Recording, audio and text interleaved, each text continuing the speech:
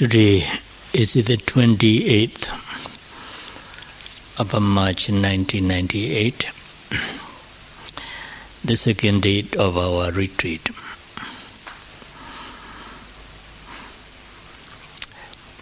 Usually I interview meditators every day in the retreat and also give Dhamma talks every day. Now, because of my health, I can't do that. That's why we do the list of interview on every second day visit. We roundly put the 1st of March on the list of in the list of interview, but actually the 1st March has no interview.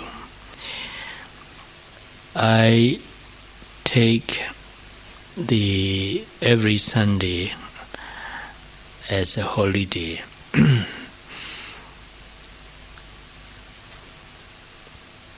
And Dhamma talks also on every second date.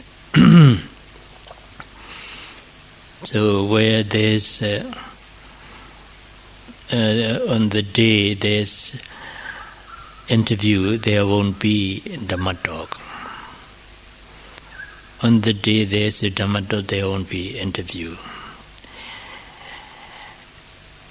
The purpose is to have time for rest and also for meditator to have ample time for practice. If you have an interview and Dhamma talk in the same day, you have to spend a lot of time on the Dhamma talk and interview, so you have not much time to spend on your meditative practice. So we do on every second day Dhamma talk and on every second day interview. But there are 4 days you know in the list. I think the 7th and 9th of March and also 14th and 16th of March. On these 4 days you have both interviews and Dhamma talk. They should be careful. Yesterday, because I would like you to rightly understand the technique of meditation, so I forgot to tell you about the preparatory stages before you start to meditation. And meditation text, especially in Pali text, the preparatory stage is mentioned because it is some important to start with meditation. The first one is to pay respect to the Buddha, the Dhamma and the Sangha, and take up a precepts, observance of the precepts. is the basic requirement as I told you yesterday, for every meditative practice, either samatha meditation or vipassana meditation. After you have taken up the precept, then you have to make apology to if you speak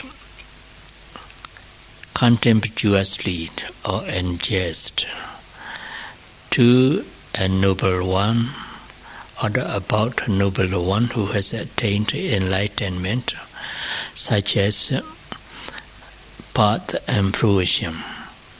So you have to personally apologize him or her if you do, or if you happen to speak contemptuously or in jest to a noble one, Arya Pukla, who has attained any of a path or fruition knowledge.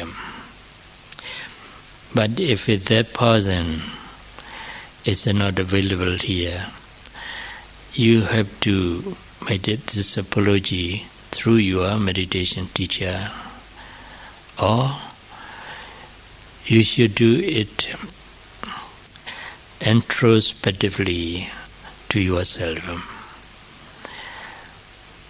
In this way, what you happen to do to this noble one is not a hindrance to your progress in meditation, especially to your attainment of enlightenment. After that, you have to entrust yourself to the Buddha, the omniscient Buddha. If you, during meditation, if you entrust yourself to the Buddha, you don't have any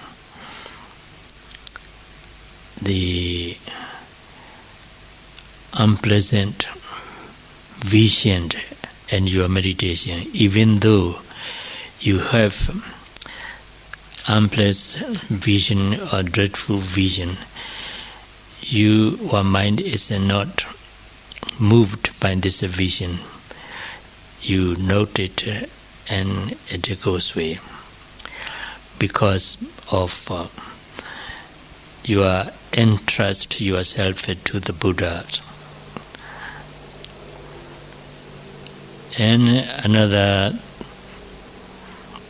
stage is you have to place yourself under the guidance of your teacher, so that the teacher can instruct you or teach you frankly and correct if you practice wrongly. Unless you place yourself under the guidance of the teacher may be reluctant to teach you frankly and to correct you if you have some defects in the practice. That's why you need to place yourself under the guidance of your teacher. Then there are 4 kinds of protection, which is known as Chatura Rakadhamma. Chatura Rakadhamma means the 4 protection Dhamma.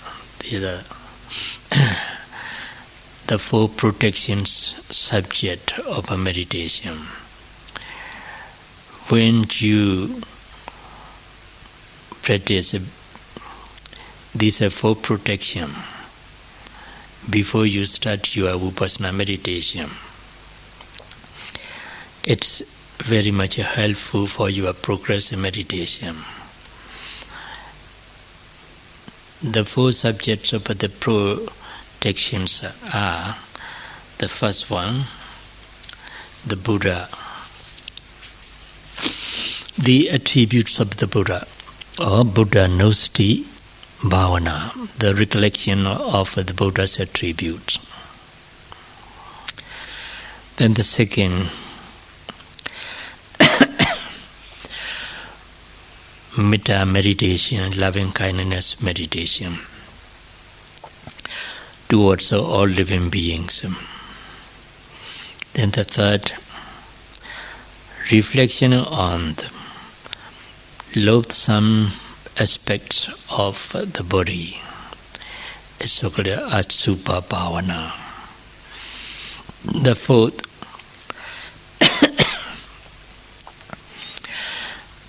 is reflection on the death, Maranasati or Marananussati in Pali.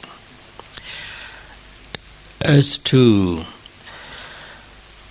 the first one, recollections of Buddha's attributes, you have to reflect upon the 9 chief attributes of the Buddha.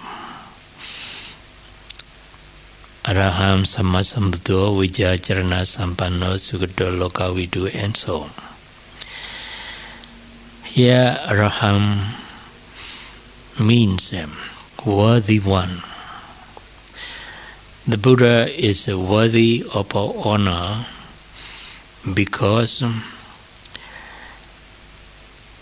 he has completely eliminated all kinds of defilements, and his mind is perfectly purified.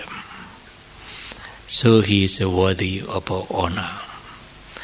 Reflecting on these attributes of Araham, it's also inspiring you to make progress in your meditation. But the second one is Sammasambuddha. Sammasambuddha means the Buddha is perfectly enlightened by himself. He has no teacher to make him enlightened. He didn't learn anything from any teacher to discover the truth and to purify his mind and to destroy all defilements. Before he was enlightened, he learned samatha meditation from the 2 great teachers of the age. From the first teacher he learned samatha meditation, which enabled him to attain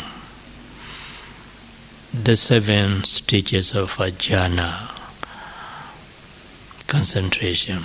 But he was not able to discover the truth, because this is just concentration, not realization of the phenomena. From the second teacher, he learned a samatha meditation which enabled him to attain all the 8 stages of jhana. We call it Atha Samapatti, means the 8 kinds of entrance. So, here also he was not able to discover the truth. he was not able to be enlightened, because this is also just concentration, no realization of the phenomena. After that, he come to realize that these jhanas are not the Dhamma that enable him to discover the truth or to be free from suffering. So he left these two teachers and practiced some ascetic practices about 6 years by himself in the forest of Uruvela. But that is also the wrong practice. So the wrong practice didn't enable him to attain anything.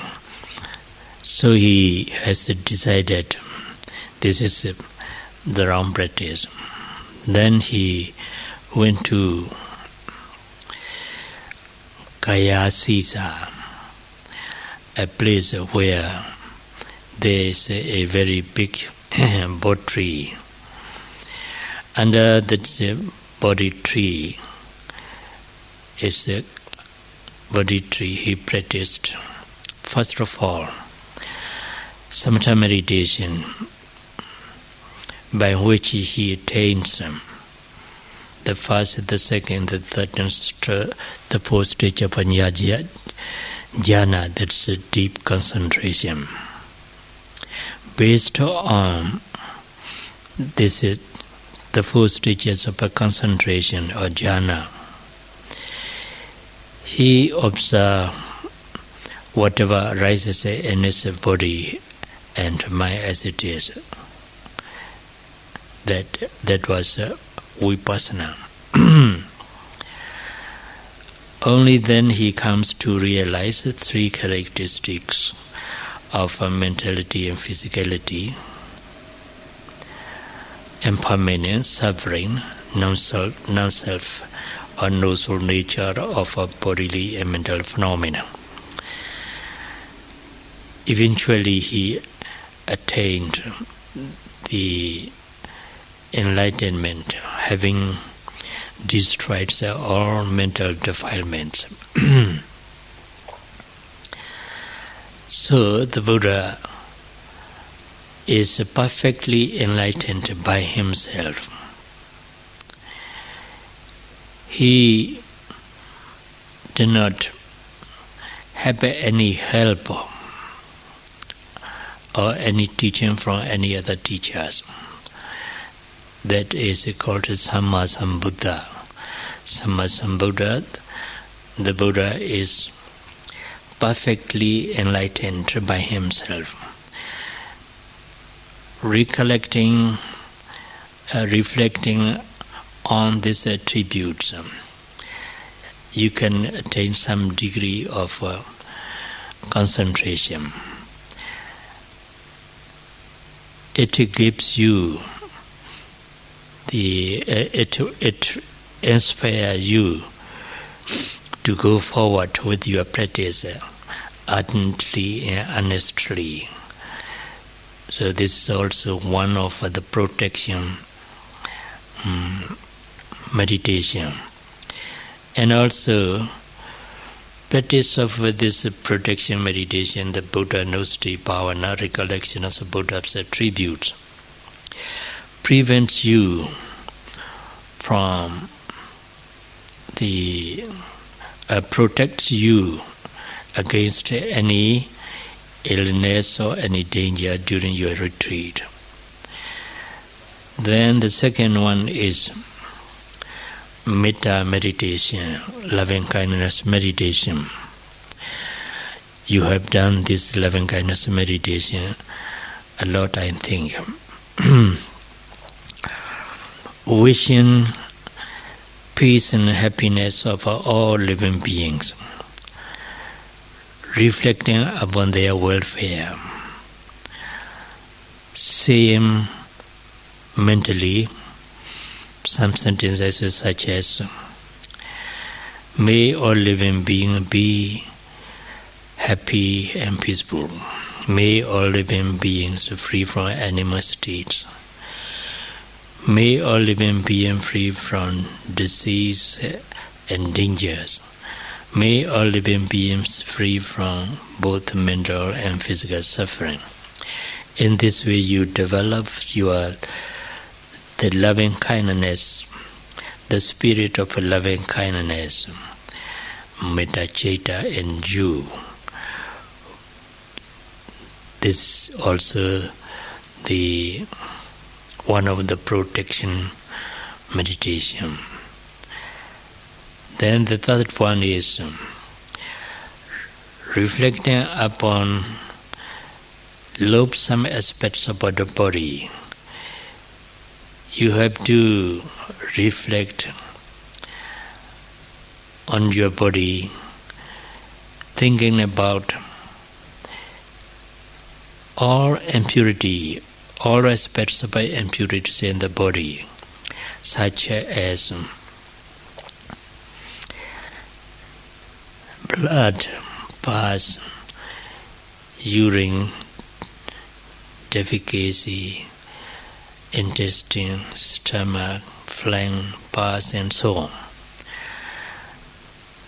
Reflecting upon this, the repulsive nature of the body, you can get the benefit of a detachment from the body. If you do not see the impurities of the body, you are